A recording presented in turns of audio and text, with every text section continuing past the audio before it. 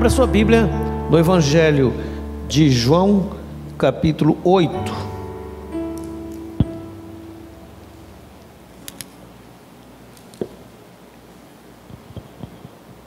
Nós vamos ler alguns versículos. Vamos fazer uma leitura responsiva desses primeiros 11 versículos. Vamos então ler a palavra de Deus. Vamos ler responsivo, eu leio um versículo, os irmãos leem outro, pode ser? Jesus, entretanto, foi para o Monte das Oliveiras.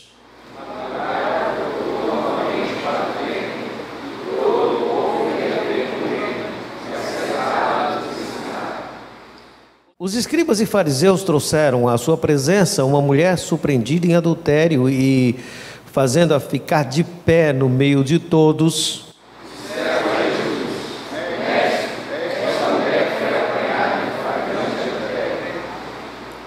e na lei nos mandou Moisés que tais mulheres sejam apedrejadas. Tu, porém, que dizes?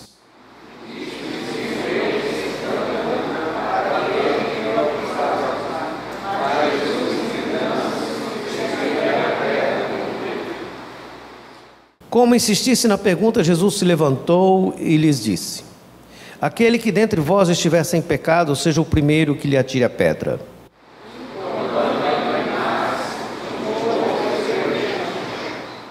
Mas, ouvindo eles esta resposta e acusados pela própria consciência, foram se retirando um por um, a começar pelos mais velhos até os últimos, ficando só Jesus e a mulher no meio onde estava.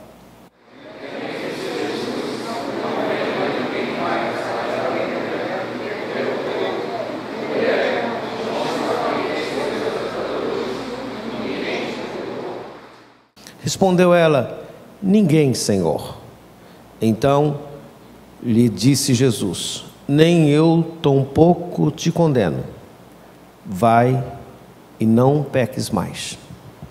Amado Deus, a tua palavra é santa, o texto é bem conhecido, mas nada fácil, porque nós não estamos falando de uma poesia, nós não estamos falando de uma crônica, nós não estamos falando de uma equação, de uma redação, nós estamos falando da palavra de Deus.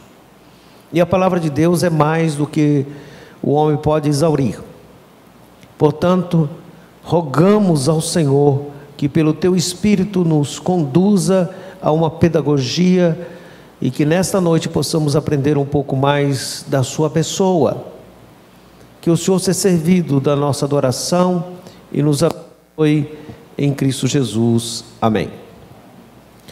Vamos dar uma olhada primeiro no contexto, o que de fato estava ocorrendo. Ocorre que estávamos numa festa de Sucote, ou do Tabernáculos. O mês era o nosso. Provavelmente nesta data, ou o ocorrido tenha acontecido, o que seria para nós no sábado próximo. A festa do tabernáculo é uma das festas das 3 mais importantes de Israel.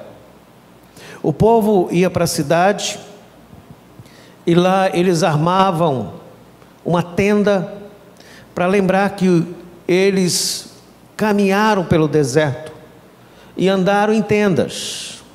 Também eles oravam pela questão da colheita, para que houvesse chuva.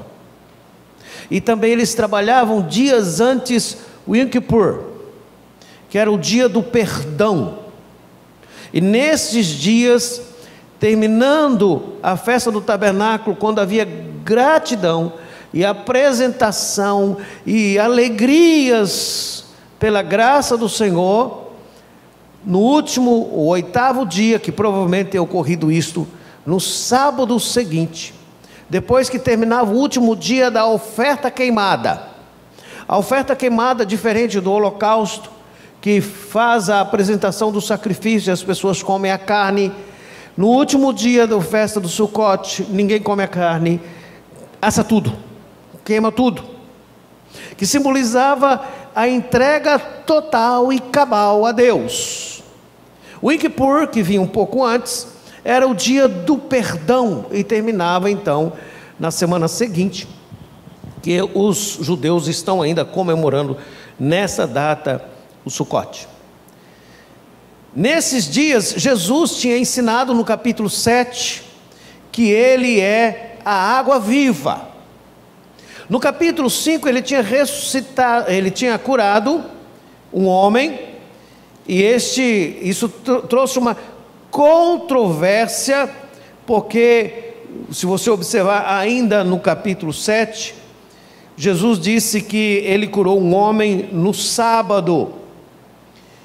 E este homem, a cura deste homem está no capítulo 5, o paralítico que foi curado. E os fariseus estavam procurando um pretexto contra o Senhor Jesus. No capítulo 7, Jesus diz que ele é a água viva, e no capítulo 8 ele vai dizer que ele é a luz do mundo. São 7 palavras, eu sou, no livro de João, e nós estamos entre duas muito importantes, a água da vida e a luz do mundo.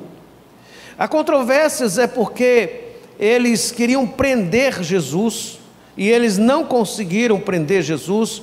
Os versos 45 do capítulo 7 até os 53, diz que eles voltaram para casa. Versículo 53 diz: eles foram para casa depois de discutir, porque eles queriam prender Jesus.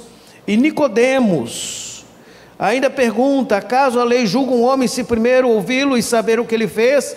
E eles então falam para Nicodemos: dá-se o caso também que tu és galileu? Examina e verás que da Galileia não levanta profeta. Havia uma discussão religiosa a respeito de Jesus, e eles estavam dispostos a fazer qualquer negócio, qualquer artimanha, qualquer articulação política para prender Jesus. Então, dado este contexto, é importante saber também como que deveria ser feito um julgamento. Nesses dias na festa, segundo Josefo, havia mais ou menos 6.000 soldados à disposição no próximo do templo. As luzes do templo estavam acesas, e o teto do templo brilhava.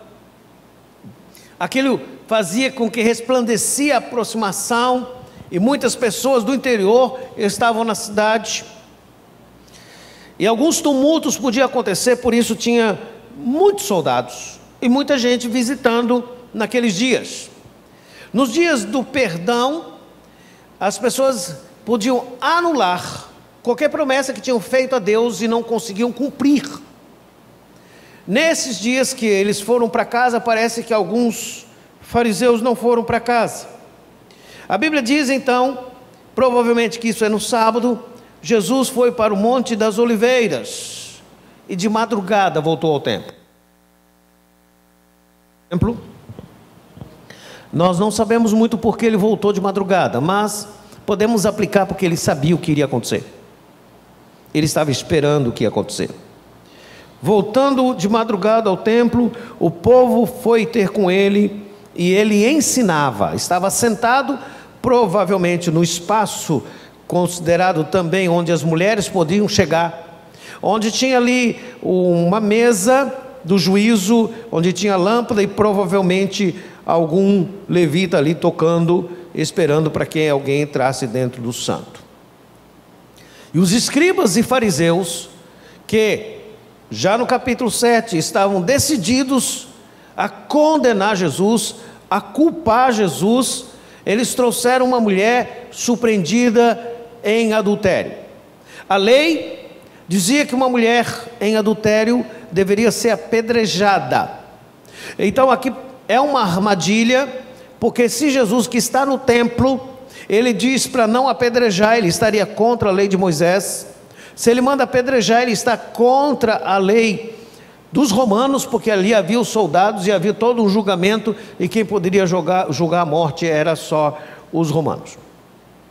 Mas para você entender um pouco mais a questão de como era o julgamento de uma mulher supostamente em adultério, é mais ou menos o que aconteceu na Idade Média o ordalho, que era uma forma de fazer um julgamento divino através de elementos naturais para ver se a pessoa era culpada ou não. Se você observar, Números capítulo 11, versículo 31 diz, no versículo 23, diz o teste da infidelidade: o sacerdote escreverá a maldição num livro e apagará com água. A água é essa que, quando a mulher vier a bebê-la, provocará amargos no interior. Era um ritual que eles escreviam e dissolvia aquele papel na água, pegava a poeira do templo e colocava dentro daquela água, e a mulher tinha que prometer que era inocente, e ela tomaria. Se ela tomasse e fosse inocente, não aconteceria nada, mas se ela fosse culpada, o ventre iria inchar imediatamente e ela deixaria de ser fértil.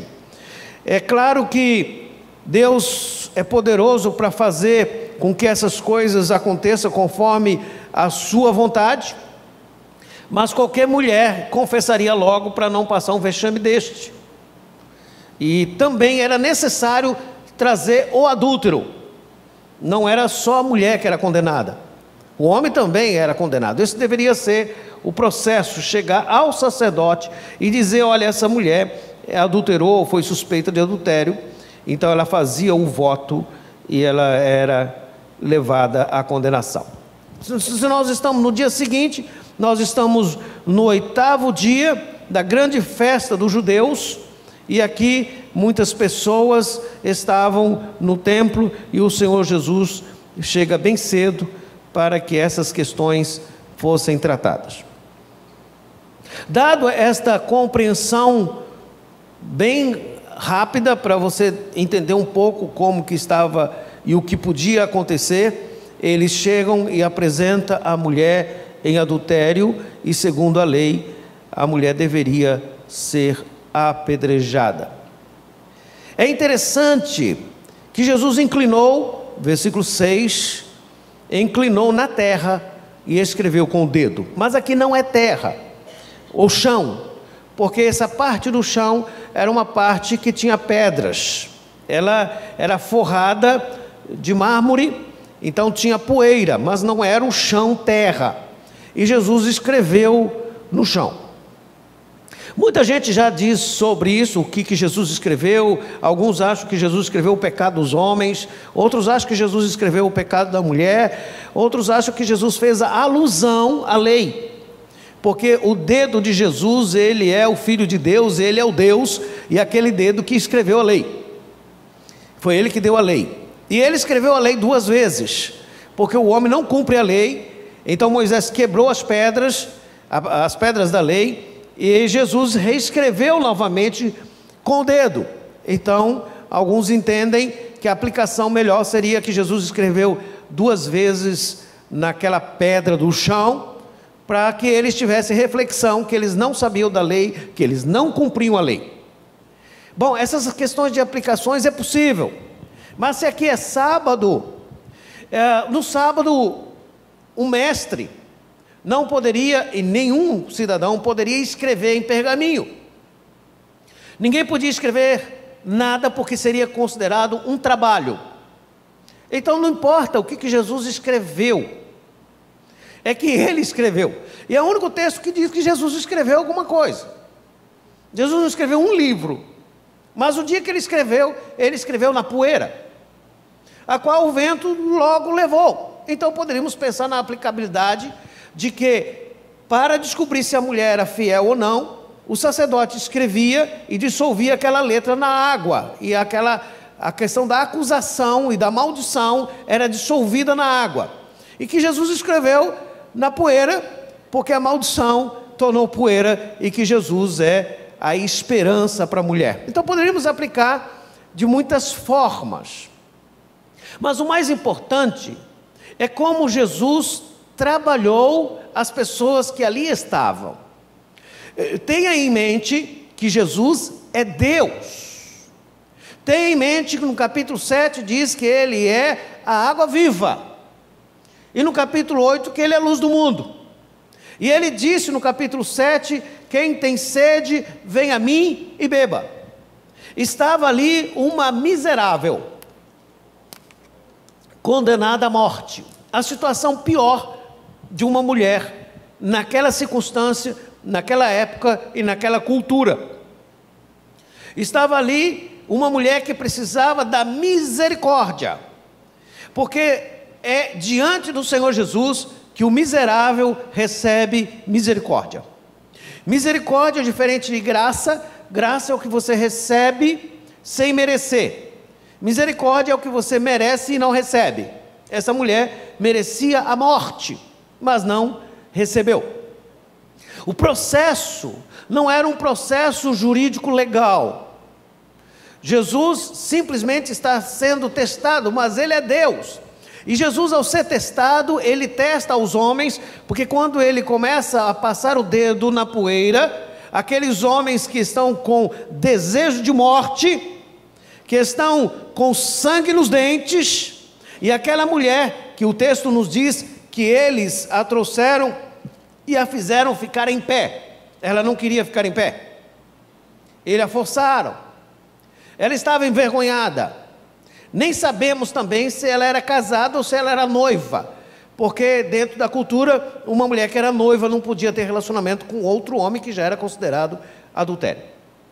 O certo é que dentro da visão dos fariseus e dos saduceus, dos escribas, ela era uma adúltera. Mas observe o seguinte, chegam homens enraivecidos, indignados, religiosos, prontos a condenar Jesus. Eles não queriam apenas a condenação da mulher, eles queriam a condenação de Jesus e queriam a condenação da mulher. A mulher era apenas um instrumento que eles estavam usando para incriminar Jesus. Jesus para e risca no chão. Então eles precisam parar e olhar. Eles têm que esquecer da mulher. Na hora da confusão, a melhor terapia é esta, é mudar o foco. Jesus muda o foco deles, e eles passam a olhar o que Jesus está fazendo, e Jesus quase não fala nada, e eles estão inquietos, porque Jesus está passando o dedo na poeira. E aí você pode interpretar da forma que você quiser. Eu penso que Jesus está passando o dedo na poeira, pensando, vocês deveriam pegar essa poeira, levar para o sacerdote, fazer o processo certo, está tudo errado.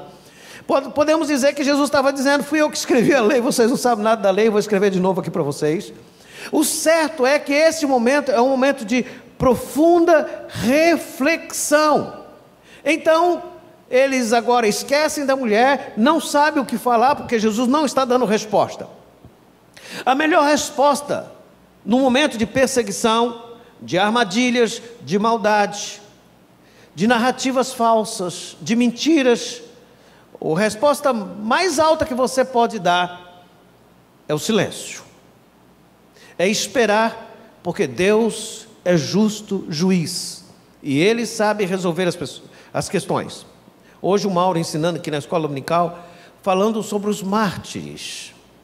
Por que aqueles mártires enfrentavam a morte sem medo? É porque sabiam sobre a vida. Quem sabe sobre a vida de Jesus não fica estrangulado, não fica destruído dentro das possibilidades das adversidades humanas. Então, como eles insistiam, perguntaram a Jesus. Então Jesus levantou e disse: quem não tem pecado, atire a primeira pedra. Isaías já tinha dito, todos somos pecadores. A Bíblia deixa isso muito claro. Davi escreveu: em pecado concebeu minha mãe. Tu és justo no teu olhar, mas eu sou pecador. O salmista também escreve no Salmo 139, esquadrinha-me e veja se em mim algum caminho mau, porque eu não me conheço, de outra forma é isto. Ou seja, quando Jesus fala isto, Jesus traz a eles uma palavra da qual eles têm que interiorizar e eles têm que pensar. Eles são teólogos, eram estudiosos das Escrituras. Eles são confrontados com a palavra de Jesus, que é a palavra de Deus. E o que a palavra de Deus diz? Quem não tem pecado, atira a primeira pedra. Você percebeu que quando você atira a pedra em alguém, você esquece que você é pecador? É natural do ser humano. Quanto mais nós nos achamos melhores do que os outros, mais pedradas nós damos. Mas você já percebeu naquele dia de derrota, que você se sente o pior dos pecadores? Você é mais compassivo? Como nós lidamos com as pessoas? E vejam que o contexto está dizendo de questão religiosa. Eram os pastores da época, eram os teólogos da época. Muitas vezes, dentro da religiosidade, sempre alguém se acha superior e com razão. Eles achavam que eles tinham razão. Mas diante do Senhor Jesus, uma palavra só, uma frase, arrebenta por dentro. Quem não tem pecado, atira a primeira pedra. E Jesus voltou para riscar ali o chão. E não sei o que ele escreveu, nós não sabemos. Imagine você sendo discípulo. A enrascada que estão querendo colocar Jesus e você não pode ajudá-lo. E até você fica curioso de como Jesus vai sair daquele embaraço, e você também gostaria de saber o que Jesus estava escrevendo. Por mais que eu vou insistir que nós não sabemos o que Jesus estava escrevendo uma história nova no coração daqueles pastores e teólogos. Eles precisavam ver o pecado deles antes de olhar o pecado dos outros.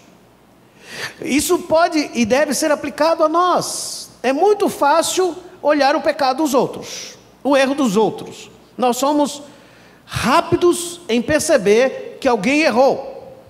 Nós somos lentos em achar que nós erramos. E na verdade, quando nós erramos, nós temos uma boa desculpa. Eu fiz isto porque eu estava pensando naquilo, porque aquele outro fez a outra coisa lá. Nós temos uma desculpa, nós fugimos dela. Diante do Senhor Jesus, meu irmão, minha irmã, você é um pecador. E o que você merece é o inferno. Você não é bom. Bom é só Deus. Nós somos pecadores e nenhum é melhor que o outro. Quer seja pastor, quer seja diácono, quer seja as irmãs da recepção, quer seja rico, quer seja pobre, quer seja branco, quer seja negro, quer seja quem você for, você é um miserável pecador, da qual a graça de Deus se manifestou e te resgatou. E você não tem como dizer que não tem pecado. 1 João capítulo 1, versículo 9, diz que se nós não temos pecado, e versículo 10, nós somos mentirosos, porque nós somos pecadores, e pecar é fácil, nós somos viciados em pecar. Você peca até sem querer, você peca até sem perceber. Quantas vezes nós perdemos a paciência rapidamente, por qualquer motivo, ficamos irritados facilmente, achamos defeito em todas as pessoas que estão à nossa volta, e não encontramos defeito em nós. É porque nós vivemos, e não só é novo, hoje o mais moderno é o hedonismo, mas o egoísmo é antigo, da qual o ser humano se sente que ele está no centro do universo, e o universo orbita à volta da sua mão. Não é verdade. É você que tem que orbitar diante da palavra de Jesus, e a palavra de Jesus nos confronta. Você é um pecador. E eu sei que não parece ser muito moderno e nem muito animador falar de pecados. Ninguém quer falar com pecados. Nós até evitamos e falamos, foi um erro de percurso. Nós trocamos as coisas. E nós vivemos dias tão difíceis que nós tratamos o pecado como se fosse algo não tão importante. Mas o salário do pecado é a morte. E pecado é pecado. E pecado é caro. Não só porque é a morte, mas o pecado faz com que a gente gaste demais. Nós somos chamados diante do Senhor para uma reflexão, e aqueles homens, os pastores e teólogos da época, são chamados para uma reflexão, e Jesus volta a escrever. Do mais velho ao mais novo. A reflexão é exatamente aquilo que um teólogo sabe: eu sou pecador. Eu sou pecador. Então eles precisam se retirar. Não vai ter apedrejamento neste dia. Não vai ter como condenar Jesus. É uma frustração. Eles vão ter que voltar para casa e vão ter que contar uma história que não deu certo. Eles armaram para Jesus e tentaram colocar Jesus numa situação tão embaraçosa, e Jesus, com uma frase, mudou a história e eles ficaram todos embaraçados. Eles vão ter que voltar para casa e dizer que não houve apedrejamento, que eles não tinham elementos, substâncias criminais, mais, porque eles se viram pecadores. E Jesus novamente então passa o dedo naquela areia, inclinou e escreveu no chão. A Bíblia diz que a palavra de Jesus tocou na consciência. A palavra de Jesus toca na consciência. A nossa palavra toca nas emoções. Quando você fala alguma coisa e você confronta uma pessoa, você causa uma reação negativa, principalmente nos adultos. Quando você corrige um adulto, quando você diz você está errado, na hora a pessoa se arma. Mas a palavra de Jesus, ela trabalha dividir alma e espírito. O que muda o coração humano é a palavra de Jesus. Por que nós vivemos um período de tanta religiosidade e quase nenhuma profundidade? É porque nós usamos meios humanos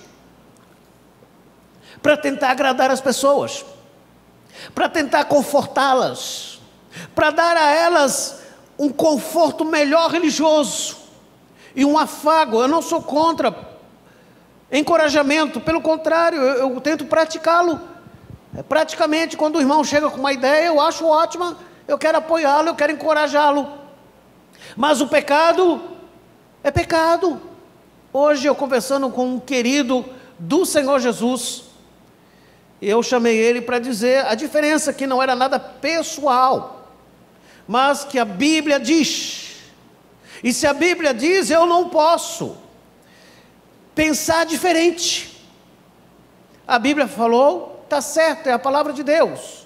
Então nós precisamos ser confrontados com o pecado, porque o salário do pecado é a morte, e o pecador que não tem Jesus, não vai para o céu. Não vai para o céu. E a maior necessidade das pessoas é salvação. Nós não podemos criar na religião um trem com ar-condicionado para as pessoas irem para o inferno. Nós precisamos chamar a atenção para que elas abram os olhos, ouça a palavra de Jesus e se arrependa. Uma das pregações mais famosas foi de John Edward, onde havia uma dificuldade na igreja, e sempre alguém, assim, normalmente, sempre alguém acha que tem a razão, e ele pregou, ele escreveu um sermão, ele não olhou para o povo, ele leu o sermão, pregadores na mão de um Deus irado.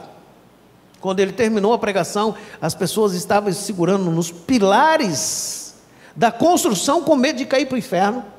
O sermão é muito bonito, muita gente já usou, muita gente já pregou de novo, e ninguém sentiu a mesma coisa. Nós precisamos entender, meus irmãos, que nós somos pecadores, e nós precisamos de Jesus, e sem Jesus, nós não somos nada mais do que um miserável sendo levado para o matadouro. É assim que essa mulher era. Ela não tinha a mínima condição psicológica, a mínima condição intelectual de discutir o assunto, nem era lhe dada a oportunidade. Ela foi levada diante do Senhor Jesus. Nunca uma mulher foi pega em tal situação e voltou para casa. Mas quando bateu na consciência do mais velho ao mais novo, eles foram saindo e ficou Jesus e a mulher. Aqueles Jesus já havia tratado, eles vão para casa pensando, eles sabem, eles leem, eles eram estudiosos. Eles não vão para casa do mesmo jeito, eles não vão viver do mesmo jeito, eles estavam desde os dias anteriores, desde o dia anterior, desde a noite anterior, procurando um motivo com Jesus, e eu chego até a pensar que eles passaram a noite procurando alguém, pecando, para levar a Jesus, o que não seria o papel deles de jeito nenhum. Agora Jesus fica só ele e a mulher. Jesus, erguendo-se, não vendo ninguém mais, perguntou: mulher, onde estão os teus acusadores? Por que ele fez isto? Porque essa mulher agora precisa levantar a cabeça. Ela chegou desesperada, pânico, desespero total. Com certeza a sua possibilidade emocional era zero. Ela sabia o perigo, a morte estava espreitando-a. Você já passou dias difíceis? Ronaldo Lidório compartilhou conosco lá na casa do Possete sobre como passar o dia difícil. Tem dias difíceis, e nós precisamos entender que o que afasta as pessoas de uma saúde física, emocional e espiritual correta é falta das Escrituras, é distanciar da palavra de Deus. Eu tenho um amigo muito querido, um pastor, que eu pedi para ele procurar uma profissional, e ele a procurou, e ele é um reformado convicto, e ele chegou e disse: eu estou aqui porque o pastor Cid pediu, mas eu quero dizer para a senhora que eu não concordo com nada que a senhora ensina, eu não concordo com a sua linha, eu acho que é uma perda de tempo, mas eu vim aqui em obediência. A profissional foi muito sábia. Ela disse: eu concordo que realmente o senhor não precisava estar aqui, e que a Bíblia era suficiente, e que é suficiente, mas não foi suficiente para o senhor. Não é problema nenhum da Bíblia, é o problema que o senhor não observou. E aí ele sentou e relaxou para ouvir. Porque é distanciar de Jesus, é não ouvir a palavra de Deus. Quem tem ouvido, ouça. Às vezes nós não ouvimos Deus falar, porque nós estamos já pensando o que nós vamos fazer, e às vezes nós pensamos assim: aquele irmão está falando isto porque ele sabe disso, e ele pensou nisto, e ele achou aquilo. Meus irmãos, você não sabe nada o que o outro pensa.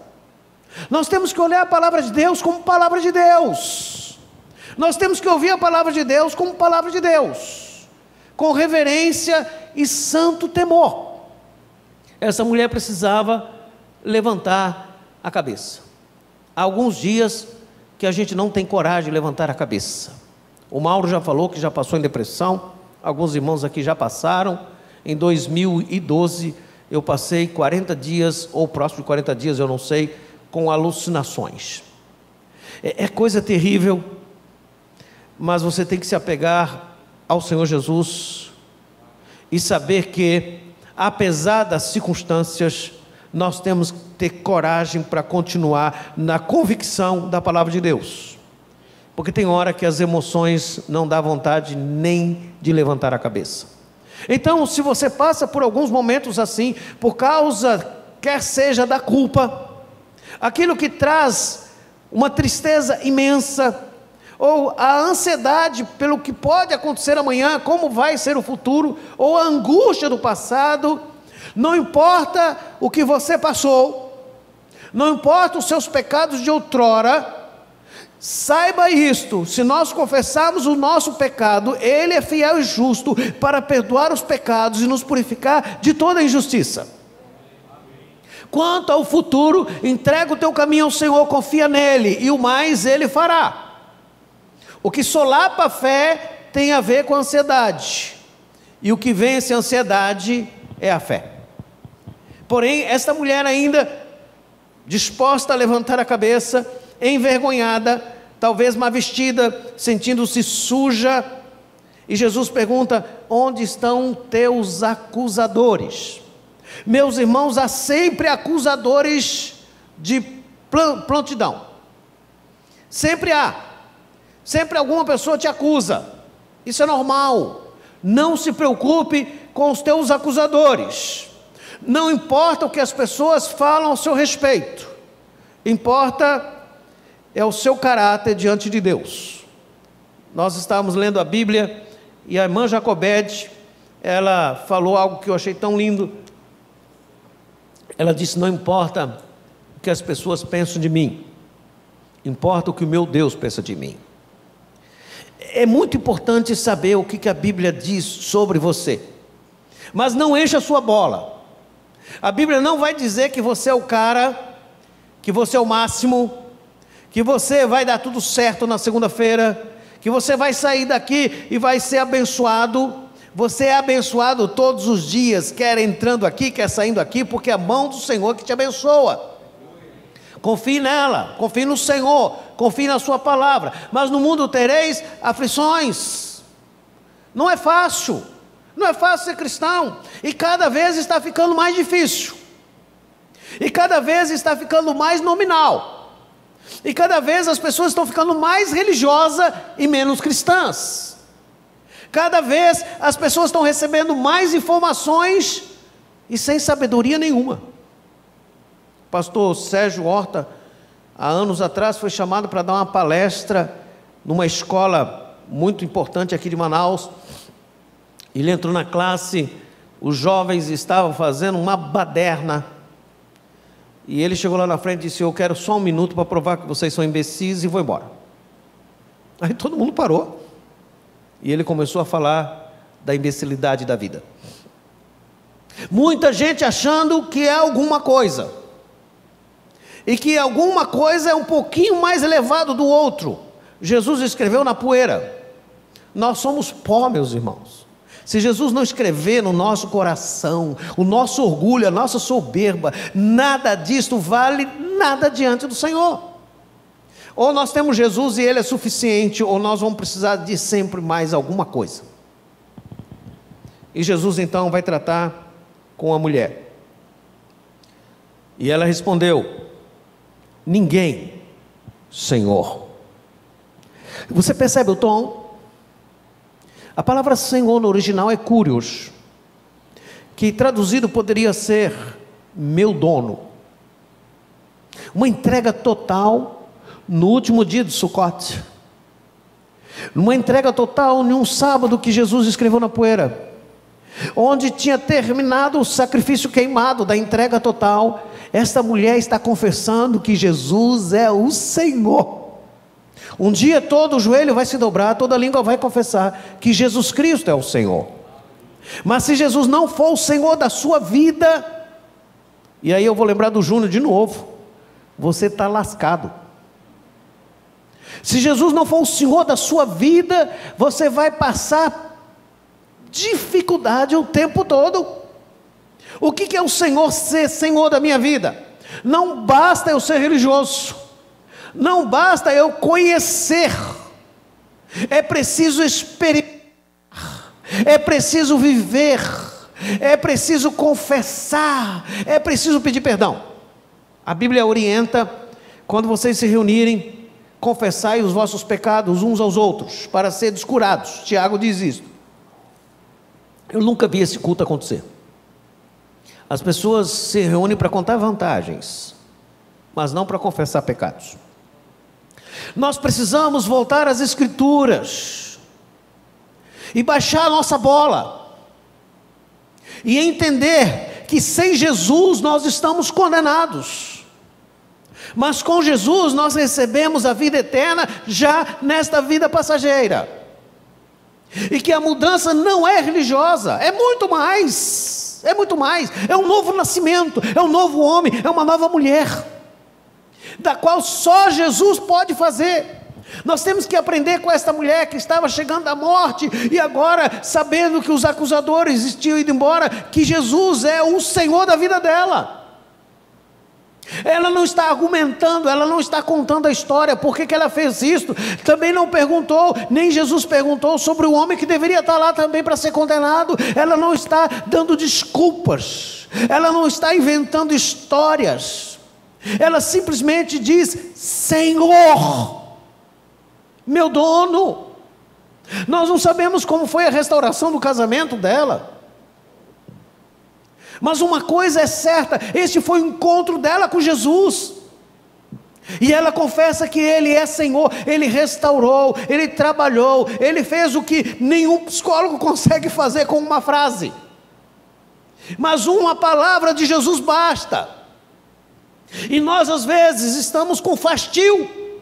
Ouvimos palavra, ouvimos estudo, temos escola dominical, temos grupos, temos louvor, e você tem pregação na internet, e você tem alguma coisa, e você tem muitas coisas, mas parece que as pessoas estão anestesiadas, elas estão muito mais preocupadas com a última notícia, elas estão preocupadas com a última ameaça, elas estão preocupadas com a conspiração, com aquilo que falam, com o medo que gera no coração, e nós não estamos temendo ao Senhor, nós estamos preocupando com as coisas. E outros estão querendo fazer o palácio na terra. Construa, e você vai ver que vai tudo água abaixo. Invista no reino de Deus, vá mais longe, invista naquilo que realmente é eterno. E se você é crente já de 10 anos, 20 anos, 30 anos, mas se você não entendeu isso, deixa eu lhe dizer uma coisa: se você não tiver Jesus, você vai para o inferno, sendo crente há 10, há 20, há 30 anos, sendo pastor ou não. Porque ou Jesus é o Senhor da sua vida, ou você é o Senhor de Jesus. Não pode adorar dois senhores. Não pode ter o Senhor e Mamon. Não podemos viver uma vida regular achando que está bom. Podemos melhorar, sim. Devemos nos dedicar mais, porque quando nós afastamos de Deus, nós afastamos do que o Senhor Jesus vai dizer aqui no capítulo 8, logo a seguir. Ele é a luz do mundo.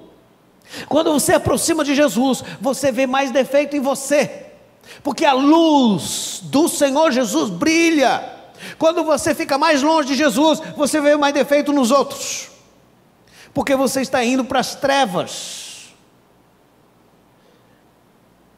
É preciso confessar Jesus como Senhor, não só de boca, para que não aconteça como o Antigo Testamento: esse povo me louva com a boca, mas o coração está longe de mim.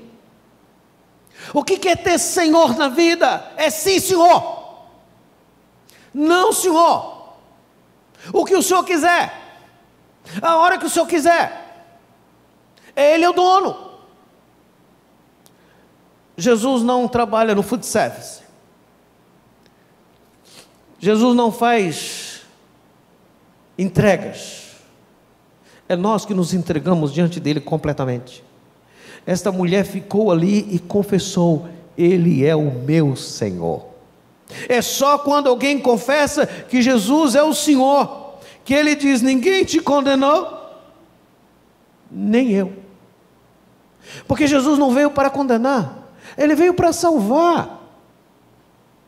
Mas um dia ele voltará como juiz.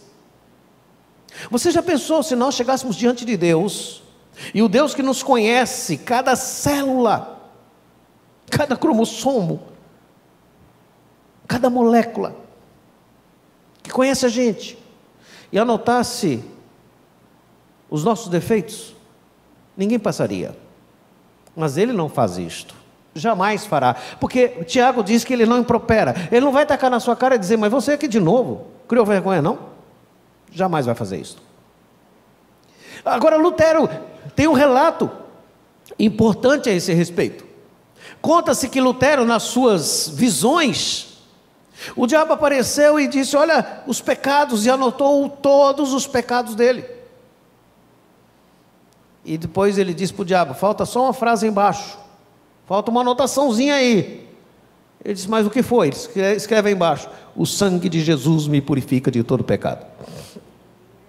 É nisso que nós temos nos apegar. O sangue de Jesus nos purifica de todo o pecado. Vá e não peques mais. Jesus não passou a mão na cabeça da mulher e disse: coitadinha, está sendo injustiçada. Não, Ele a salvou, a libertou, a redimiu. Ele é o Senhor dela. E Ele dá uma ordem: vá e não peques mais.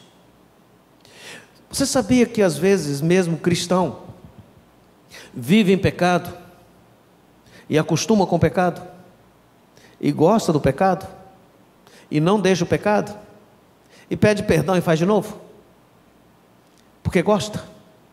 Vá e não peques mais. Eu vi no Encontro da Fé Reformada uma história que eu acho que eu já contei aqui para vocês, mas assim, eu vou ficando velho, então eu já posso repetir, de um caso de um pregador em Londres, que foi fazer uma conferência, e que um jovem quis conversar com muita gente para conversar com ele na saída, que não dá para conversar. E ele falou: outro dia eu converso com ele. Aí ele foi para a estação, lá chega o pastor, e ele disse: eu vou conversar com aquele pastor. O pastor entrou no vagão dos fumantes. Ele achou estranho. No outro dia, ele pega o trem, e o pastor no vagão dos fumantes. Foi para o culto, o pastor pregou uma boa palavra, falou: hoje eu fico, hoje eu fico. Ficou até o final. Quando chegou a vez dele, ele disse: pastor, eu tenho uma pergunta para o senhor. O senhor é fumante? Ele disse: não, meu filho. Isso é porque eu já vi o senhor duas vezes no vagão dos fumantes. Ele disse: eu já fui, não sou mais, mas eu gosto do cheirinho, sabe, da fumaça. Você sabia que tem crente que já deixou o pecado, mas gosta do cheirinho do pecado? Não abre mão? Gosta de ficar ainda ali. Mas eu sou assim mesmo, é meu jeito. Quem nasceu de novo só tem um jeito para viver, é o jeito de Jesus, é a forma de Jesus, porque Ele é nosso Senhor. Então, se você está viciado em algum pecado, quer seja ele relacional, quer seja ele moral, quer seja qualquer pecado, arrependa-se dos seus pecados. Seja um crente íntegro diante de Deus, honesto, um crente que busque a Deus com sinceridade. Você não precisa ficar famoso, o seu nome não precisa ser conhecido na terra, se você tiver o nome no livro da vida. Você não precisa ficar milionário, se você já tem a glória eterna. Goze dela, aproveite ela. Você não pode ser prisioneiro do prazer, tenha o prazer na boa e agradável vontade de Deus. É assim que termina essa história, é assim que terminou aquela festa de Sucote, onde fazia o último sacrifício até queimar tudo e ficar apenas pó. Que o Senhor abençoe, que você volte para casa hoje no pó, mas que você volte contemplativo. E se você não tem certeza que tem conseguido viver assim, confesse Jesus, entrega a tua vida a Jesus, porque é uma leseira você tentar fazer do seu jeito. Nunca deu certo e nunca vai dar. Vai ficar a vida toda se esforçando e patinando como um carro que está atolado. Deixa Jesus conduzir sua vida. Confessa Jesus como seu Senhor, não apenas como seu mestre. Não seja apenas admirador de Jesus, e nem apenas seguidor de Jesus. Seja discípulo dele. Porque não basta ser religioso, não basta professar uma fé se você não a vivê-la. Não basta eu pregar aqui se eu não viver em casa. Ronaldo Lidório diz que você é o que você faz quando ninguém te vê. Isso é você. Na igreja, no público, você é a máscara que você usa. Mas o mais importante é que essa mulher recebeu perdão, porque só Jesus tem perdão para dar. Esses homens voltaram para casa entendendo melhor as Escrituras. Jesus é o misericordioso que salva o miserável. Feche os teus olhos. Pense aí, como está a sua vida com Deus? Como está a sua vida com Deus? Pense aí, examine a si mesmo. Não olhe o defeito dos outros, olhe o teu. Peça perdão ao Senhor. E se você ainda não tem certeza da salvação, torne um discípulo de Jesus hoje. Confesse Ele como único e suficiente Salvador de sua alma. E aceite a palavra de Jesus, a palavra de Deus, não a minha. Senhor Deus, o Senhor que sonda o meu coração, não permita, Senhor, que eu seja hipócrita para ensinar o que não vivo, mas eu confesso que para viver o que eu ensino, eu preciso de suas misericórdias. Ó Deus, olha para nós, não permita que cristãos, já há tempos, continuem aborrecendo a sua santidade com porcaria deste mundo. Senhor, aviva a tua obra, queima a imundícia, o pecado, a maldade, a subjetividade, os desencontros, as confusões familiares. Senhor, nos livra de nós mesmos, perdoa os nossos pecados, nos ajude a sermos mais do que os nominais, mas crentes que amam a sua palavra. Senhor Deus, nos cure, de uma cura que venha dos céus, no sangue precioso de Jesus. Manifesta a tua graça no nosso coração. E se alguém aqui não tem certeza da salvação, ó Deus, fere o coração com o seu dedo e escreve nesta vida uma nova história. Toca, Senhor, toca, para que nós possamos voltar para casa hoje conscientes que Tu és o nosso Senhor, porque nós não representamos os fariseus, nem os saduceus. Nós somos muito mais parecidos com esta mulher que estava indo à morte com vergonha e terrivelmente apavorada, mas no encontro com o Senhor Jesus, a vida muda. Muda, Senhor, muda a história de cada um. Abençoe, Senhor, esses homens e essas mulheres, esses jovens dessa igreja, que amem o Senhor Jesus de todo o coração, de toda a alma, de todo entendimento, que não seja para aparecer nas redes sociais. Muito mais do que isso, Senhor, que o Senhor Jesus esteja no nosso coração e que a sua glória se manifeste, que as nossas crianças cresçam segundo a sua palavra, com amor, temor, tremor e reverência, que o nosso desejo seja estar na tua casa. Ó Senhor, não deixa nós trocarmos o que realmente é prioridade pelo que é supérfluo, pelo que é efêmero. Perdoa, Senhor, os nossos pecados, nos ajude, para que possamos viver o Evangelho, para a glória do Senhor, em Cristo Jesus, amém.